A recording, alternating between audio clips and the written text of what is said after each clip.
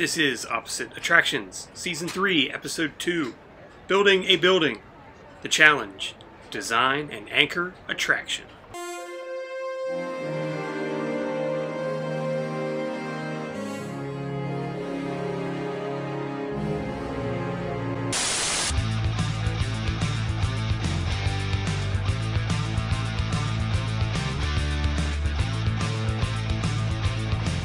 Welcome, ladies and gentlemen, to the world-famous Opposite Attractions podcast. I will be your skipper for the evening, Scottye Moore, joined as always by my skipper in training, Mr. Jim Murphy.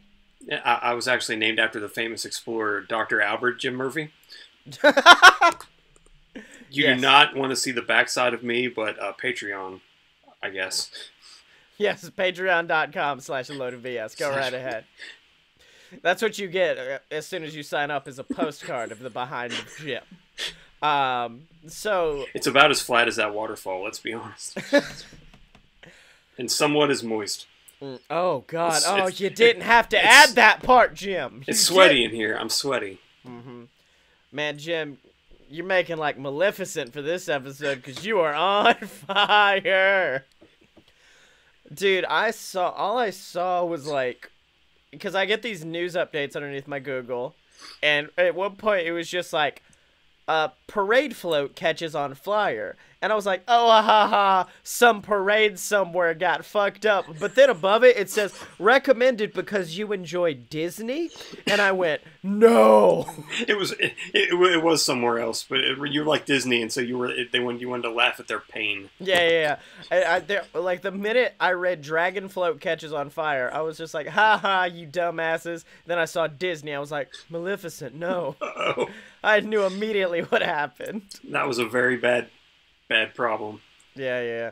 Did they say what happened? No. All they've done is replace that with, like, Rapunzel. Well, until she catches on fire. Yeah, don't put her hair near any of the machinery. That is kind of the most annoying thing about Rapunzel, is the fact that for 50 yards behind her, it's still just her hair going. It gets caught in the wheel. It has to be... The tower is 70 feet tall, so it has to be at least, like, almost 70 feet. Yeah. I would say even longer. That hair is magical of that girl. Although, to be honest, when she cut it and get that nice little brown pixie cut, I'm like, oh, girl, you don't need no magic no more. This is all you need. This is the magic of my heart.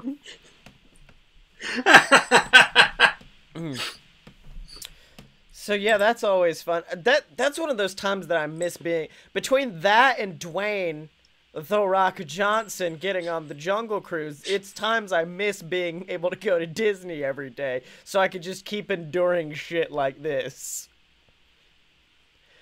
I'm trying to think if anything crazy happened like when I've been down there. I don't think so. They did have to. I think they said they had to evacuate Liberty Square because all the smoke blew over there. Oh no! But yeah, like I got to see the last show of Wishes. That was a year ago. That's Saturday. Probably the coolest thing. I think that was a year ago Saturday. Yeah, figured. You know what? Good fucking riddance, because good God, Happily Ever After makes me cry like a little baby. There's some pop song that starts. It doesn't start out anything like Happily Ever After, but for some reason, every time I hear it, I'm thinking, "Ooh, Happily Ever After." You're like, no, wait, that's why not is this it on at all. XM? Now there was oh God, what song is it? There is some song that has come out recently, and I swear to God, I can't remember what it is now. Okay. But the beat of it is Digatana, Gotta Digatana from Lion King 1.5. I don't think I've ever seen 1.5. What? It's the best Lion King movie. It probably is. It's literally Rosencrantz and Guildenstern are dead, yes. but with Timon. I know that.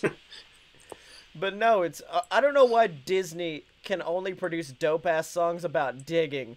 Because firstly, dig it up them holes, dig it from holes. That was dope. And then you've got Digatana, gotta Digatana. Digging in Dinoland for Dinoland USA and Animal Kingdom. Yeah, see, dude, That's like a pretty good Disney Disney got... It's like Jim Carrey. If you see Jim Carrey in something green, you know he's gonna kill it. If you see Disney making a song about digging, they're gonna get it. Oh, that's hilarious. Yeah. Man, so like I said before the show, we're contemplating, instead of taking like a big Disney trip, taking a weekend trip, but instead going to Disneyland Paris, because j'ai tout des français pour tout an, and I want to use that. And so I kind of want to go, but I looked and I'm mad because they don't have their Haunted Mansion.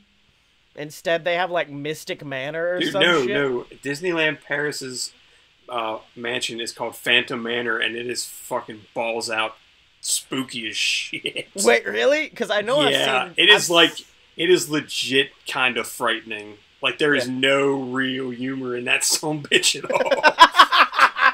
Because you go to hell in that ride. Like, wait, really? Like, basically, you go... Because it's in Frontierland, because apparently French people love the American Old West. Yeah. And so there's Thunder Mesa.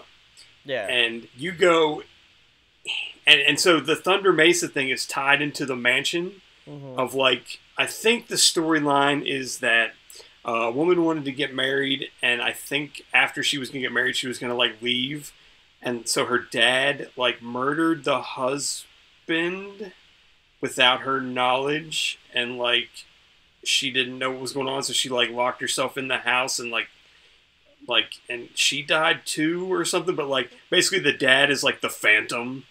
And he was originally supposed to be voiced by Vincent Price. Oh god, but then they replaced all the audio with French audio, so the only thing that's left of Vincent Price is his laugh, which is all over the damn ride. Oh no, fuck that. And at one point, instead of like, okay, so in Florida and in California, you go out through the window and then you like go down outside.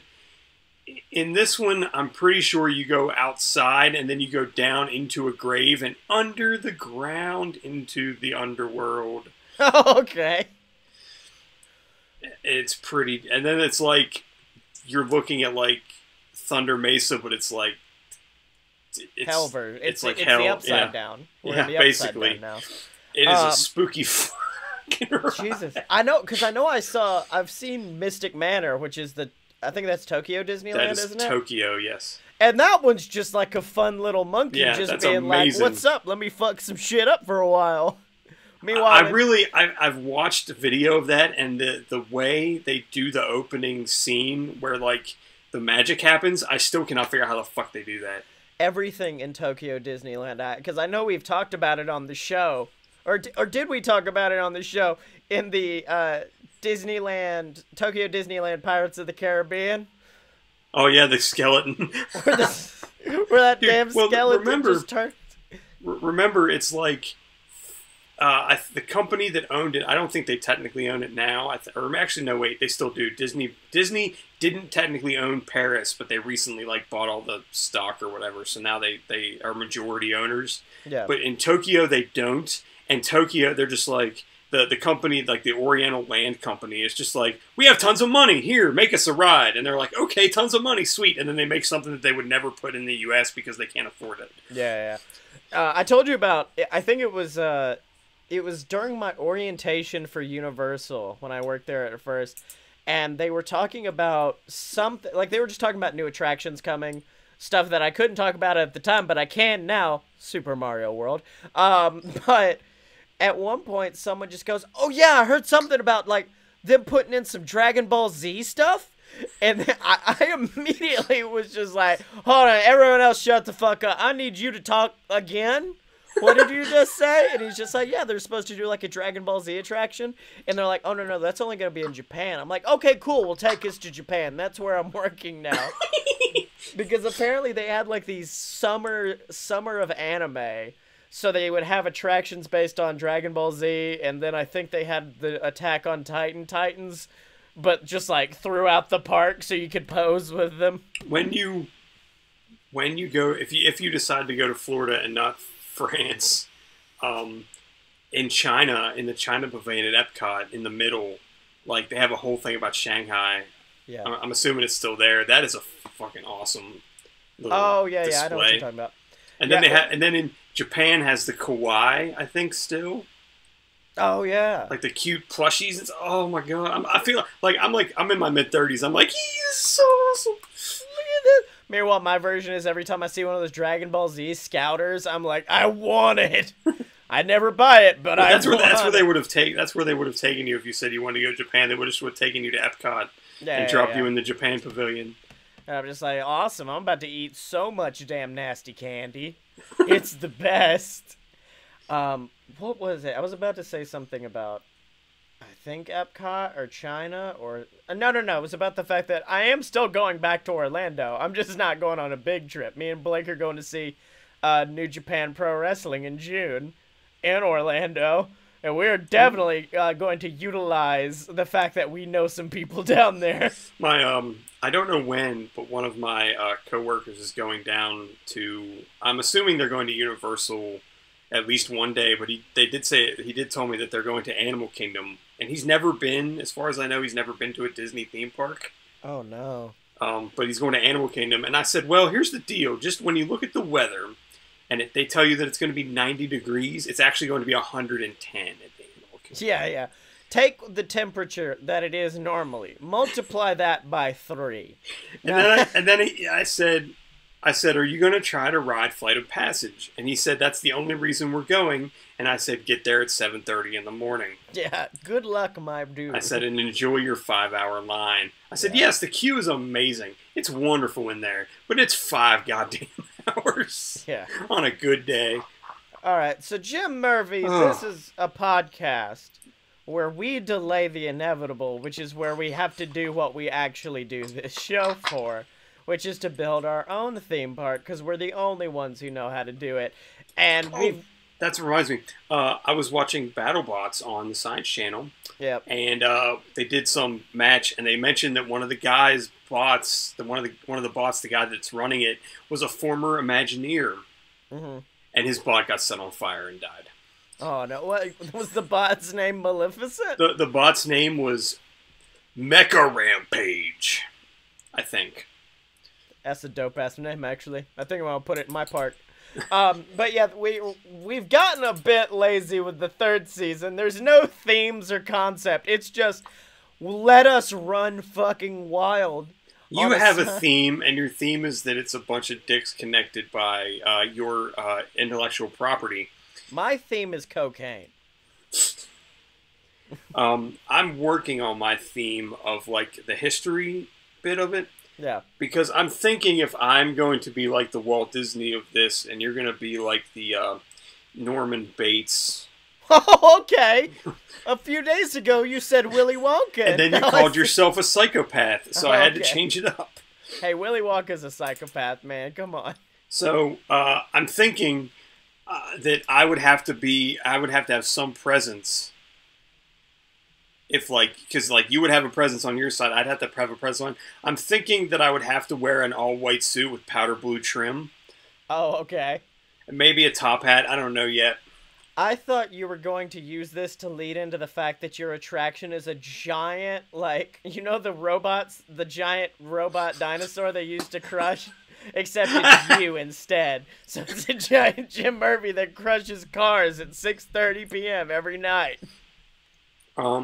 But since you had kind of a layout thing last week kind of figured out, I was thinking of that. I'm thinking my side of the park is going to be circular, just a circular path, like a world showcase sort of path. I don't think there's going to be that much water. I mean, if we do a water ride and I can throw some water around it, that's cool, whatever. Yeah.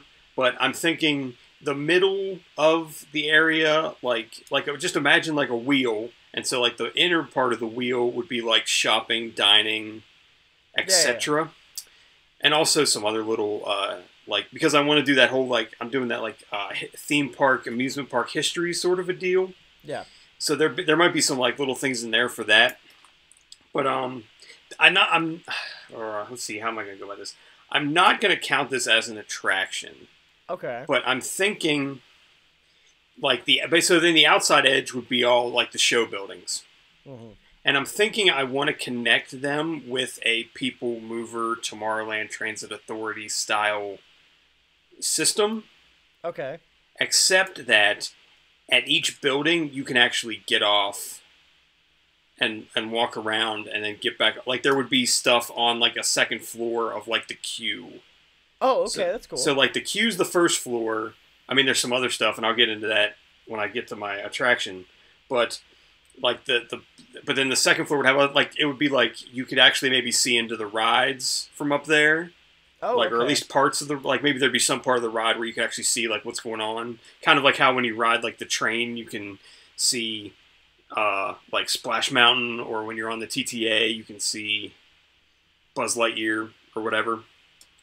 But I want to put, so, okay, this is crazy. Did you ever go into One Man's Dream at Hollywood Studios? I did once because we really wanted to watch the documentary, but instead it was in fact a trailer for the next fucking Alice in Wonderland movie. So and we're like, we're good. Originally, when you went in there, when you got to the middle part, there's like a doorway you go through, like halfway through, like when you make the turn. Originally, those doors were always shut, and then like every so often they would open up, and you could go in, and then they would shut again. And it was kind of like a guest flow thing, like keep a certain number of people in each side. Yeah. So I'm thinking my queue would basically be split into two. One would be like queue for the ride right here. And it would be fairly large queues. I don't want to say as large as like Under the Sea, or Under the Sea with Nemo and Friends. Yeah. Because that is a long fucking queue for no reason. It really is. Granted, the first time I rode it, the line was all the way back to the first room. Yeah. After they reopened, like I went like right after that fucker reopened, and that was such a long damn line. But now you go in, and it's like you literally feel like you're swimming. Yeah. Just so keep swimming. That's what they should play in that queue line. Is just Tori saying, "Just keep swimming." So I'm thinking that would be part of the queue, but I'm thinking there would actually be a second queue that would be like an exhibit for whatever the attraction is. Oh, okay. Like, but it would be a thing where you could go into that side and you could go through it and you could exit out the other end. But if you wanted, you could go through that part and then go into the queue of the ride, and you would actually be ahead of the people that went in at the end, but not like so far ahead of them that it would make sense to go through the.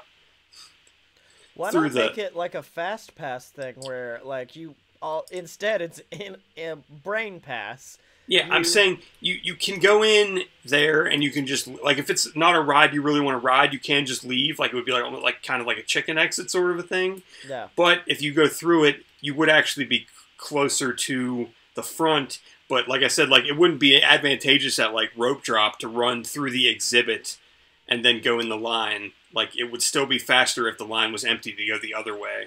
Oh, okay. So I think there would be some sort of a break in the middle of all the exhibits to like stop people from like just running straight through. Yeah. It would be a big enough exhibit where the whole idea would be to slow down and take it easy. Mm-hmm. So that's what I'm thinking as far as like layout of each attraction. Like every attraction would have something like that. I'd have to think about exactly what they would have in them. I didn't really think about that for this week. All right. So your attraction is. Well, we were doing like our anchor attractions, right? Yeah, this is the fully and mine is a fully encompassing idea of who I am as a human being. So it's a mound of cocaine. It looks like Space Mountain from a distance, but then you get up and it's just cocaine. It's just 180 feet tall. Yeah. So I had to think like I feel I just had to go with a roller coaster. Because if I'm doing, like, the history of theme park rides, and, like, I'm trying... That is the main one. Yeah, that's the main one, so I had to do a roller coaster. It's called the Golden Coaster. Just for no reason, really, except I had to come up with a name. It's a good name. Because I was thinking of, like, the Gold Coast or the Golden Coast, which I think is in Africa, or... Yeah. Florida or California. I think there's, if you look at Wikipedia, there's like 20 different Gold Coasts. It would be indoor, outdoor, mostly indoor. I don't really know what it would entail except just being like a roller coaster. You know what I Okay. mean? Like, I don't think there would be any like theme. I think the theme would be like there would be a bunch of different elements, and the idea would be that it would like take you through each element of a roller coaster, like over the course of the ride. Like, it wouldn't be the same crap over and over. I would say you could almost pull a test track where you're designing your own roller coaster, but not really. Like, you're designing your own roller coaster cart, and then you could be like, now it's going to test how you work during a loop, now during an inversion, now during a drop, like stuff like that. Yeah, I had something like that, but it was more for like the secondary part of the attraction because I love like okay, I'm not gonna say I love CyberSpace Mountain as a thing to like want to ride, but I like CyberSpace Mountain as a As as a concept. So I thought that would be where the like design, like there would have to be like a design your own like roller coaster thing in there somewhere. Yeah. I'm also thinking we could do a like a VR AR type of situation, like with goggles, like Kraken at Okay. SeaWorld. And like I said, I feel like I would the outside part. I think I would put in the back. Like, you couldn't see it from the front. Like, it'd be a fairly large building, Yeah. but like you wouldn't know that it went outside. I mean, you could hear people yelling or whatever, but you wouldn't actually see the outside part. I don't think I'd have it like go around the front like Test Track does. That might be a yeah. little hard on a roller coaster. Okay. The Test Track idea is good though. Like, as far as like, I got the concept. You the steak, I'm the sizzle, baby. That's what you need. Okay. So, I mean, do you have anything else about yours? I'm looking. Go through them damn notes. I think because I had an idea, and if it was what's the word? If it was technologically possible, I would actually say that when you left the ride, if you wanted to see something new in the ride, you could like write it on a card, and if they got enough things, that they would actually go in and like bulldoze part of the coaster out and put in something new. But the technological problems with that are so fucking high that it's impossible. So I backed off of that. Yeah. All right. Well, going into mine, as I did say last week, in the middle of all of my stuff is in fact a big fucking lake. Which, by the way, the other day I got bored and I have started to make my theme park in Minecraft. Which might be the least cool sentence I've ever said in my fucking life. But maybe one day all of this will exist in Minecraft. So, I wanted something to really encapsulate, like, the fantastical ideas that this world's gonna create. Like, make it a real fun kind of kiddie ride. Also, I realized we did discuss how Rat Fink is our mascot, but I think he's more of a Noid-esque mascot. where he's trying to fuck shit up all the time.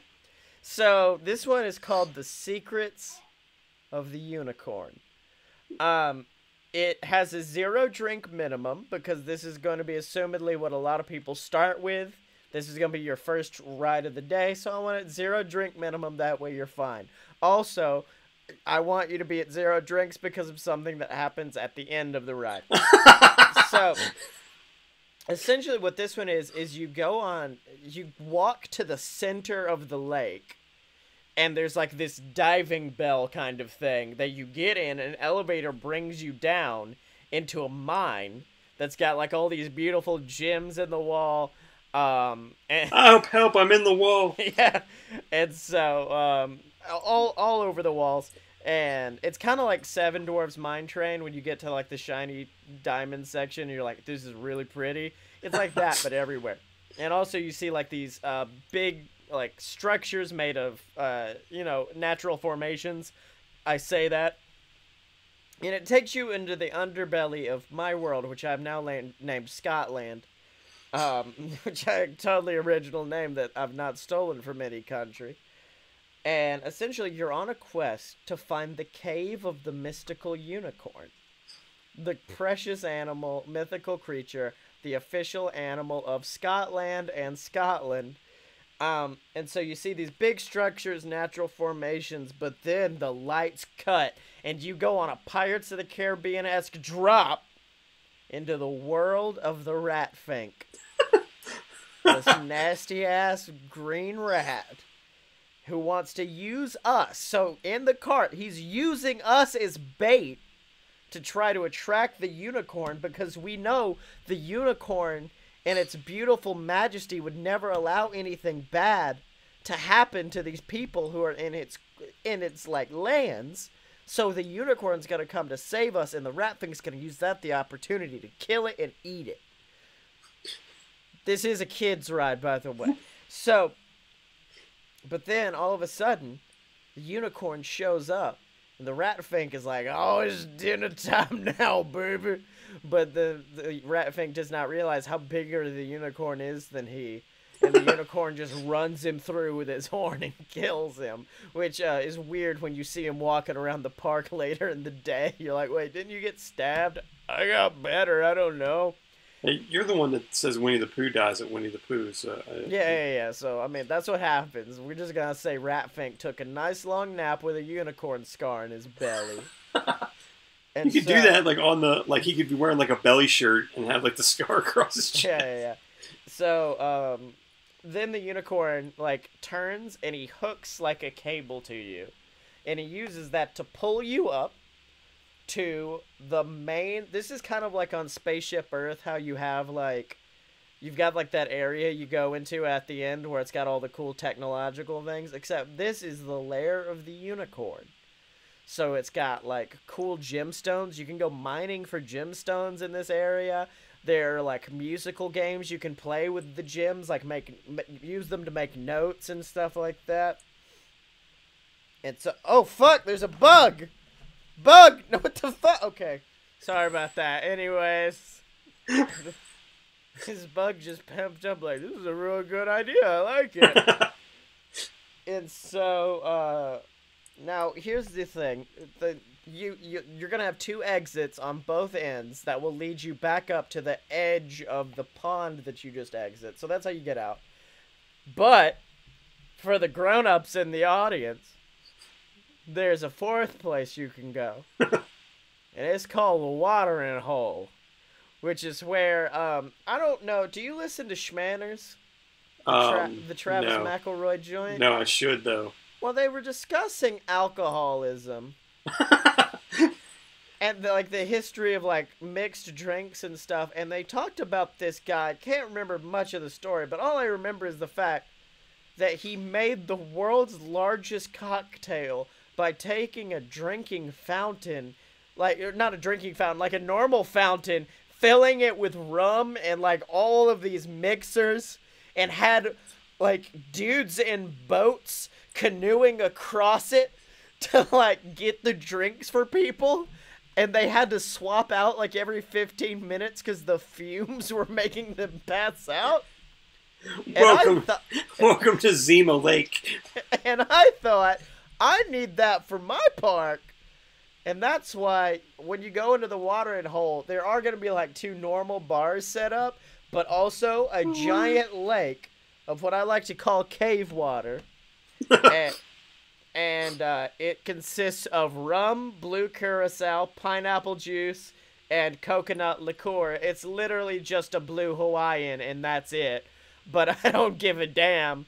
So that's the new drink that's the official drink of the secret of the unicorn is cave water. So yeah, Jim, that's the secrets of the Josh damned unicorn. And that's my ride. And I've already started to build this in Minecraft, including a lengthy amount of time trying to figure out how to fill a cave with alcohol. I think your main lake should just be named the letter B. It's just B Lake. Yeah, it's Blake. This is the B Lake. Yes. Okay, yeah, you're right. It's definitely called B Lake with the secrets of the unicorn. Yeah, you could have a ride that takes place in a tannery and put that on the shore. Yeah, okay. We're not the same person, Jim. Damn it. So He's gonna be there. He's gonna be a walk-around character. He's gonna have a unicorn scar in his chest, but that's from a completely separate incident. Yeah, from the Rat Fink. No, he's got a stab wound from Rat Fink. Every character has a different stab wound from Rat Fink. All right, so Jim Murphy, we've got our first ride. We've got that started. Also, joining us in the chat, Salty Frank, the official first mate of the BS. What's up, buddy? So we've got our main attraction, but I want a ride for next week that is totally not delaying because I didn't think of this beforehand. As kiddie as possible, as children-ish as possible. I want you to only appeal to kids, but also in the same way that Adventure Time appeals to kids. So it's gotta be fucking weird. A weird kiddie ride. I have an idea for you. I think that your queues for any ride that has more than a 1-drink minimum should have a bar in the queue. Yeah, it's just like, it's the opposite of a normal ride where it's like, sir, you can't bring this on this ride. It's like, sir, you have to bring this on this ride. No, I'm saying, you know how in the old Toy Story Mania, how like Potato Head was at the thing? Like, you go up and there's a part where it splits and one half's a bar and one half's the rest of the line. You know, you can genuinely, there is one queue line that you can buy alcohol in. And it's in Universal Studios, and it's when you're trying to board the Hogwarts Express. There, in the middle of the queue line, is a tiny, like, shop to make it seem like you're actually in King's Cross Station. So you can buy, like, English treats, but you can also buy beer. And I'm like, holy shit, this is the best queue of all time. Dude, did you hear that they're trying to make it so that there's potential that the monorail could have, like, the Hogwarts Express, like, outside the window shit happens stuff? No, I don't want that. Because I like looking to the outside, because that way if my death occurs, I'll at least know it's coming. I'll be like, we're leaning a little bit far. Apparently in the test footage, it was like Iron Man flying past your window. Nah, dude. I don't type of stuff. I don't need that because the minute something flies into the car on the screen, but then it actually registers is the minute I'm like, I'm never riding the monorail again. Only taking the ferry everywhere now, boys. Dude, the last, like, 3 times I've gone, 2 or 3 times I've gone, like a year apart, it's like every day you go to the Magic Kingdom, it's like, oh, sorry, ferry's the only thing open. Yeah. We had another door come open, something caught fire. All right, so Jim Murphy. Where can they find you on the internet? I am on Twitter at ApparentlySmart, and I will be there pointing out some of my favorite plants in the jungle. That's right. All right, and you can find me on Twitter at ScottyMo. That's SCOTTYEMO. You can buy all my books on Amazon. The Queasel Corp trilogy is finally complete, so go buy all 3 of those. I worked for 3 years on it, so you might as well reward me, you piece of shit. That's not how you advertise, is it? And then, of course, BS versus the Gods, the book where me and Blake fight off Grecian gods, and I think Jim had a cameo in it. I can't remember. Oh, yeah, I did put Jim in that book at one point.